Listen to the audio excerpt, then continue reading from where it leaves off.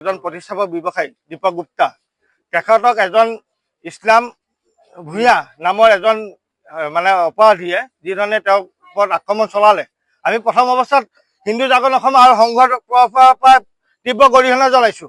আৰু দ্বিতীয় কথাটো প্ৰশাসনে যি সময়ত তেওঁলোকক বিহিত ব্যৱস্থা ল'ব লাগিছিলে লোৱা নাই, যি সময়ত আমাক সহায় কৰিব লাগিছিলে কৰা নাই, তেওঁলোকক সুৰক্ষিত কৰাৰ ব্যৱস্থাটোহে কৰা দেখিলোঁ।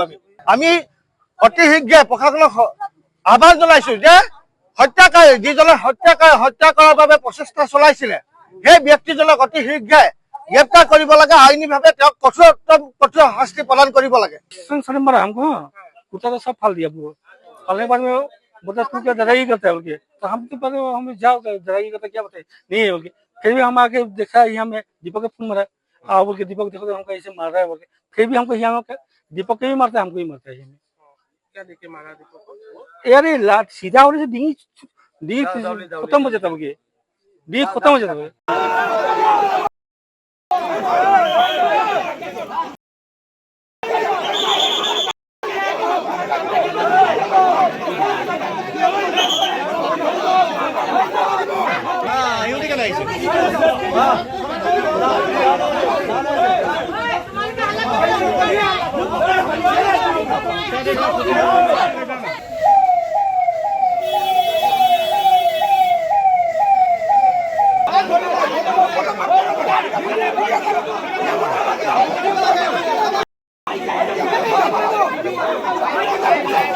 এজন প্ৰতিষ্ঠাপক ব্যৱসায়ী দীপক গুপ্তা তেখেতক এজন ইছলাম ভূঞা নামৰ এজন মানে অপৰাধীয়ে যিধৰণে তেওঁক ওপৰত আক্ৰমণ চলালে আমি প্ৰথম অৱস্থাত হিন্দু জাগৰণ অসম আৰু সংঘৰ পৰা তীব্ৰ গৰিহণা জ্বলাইছোঁ।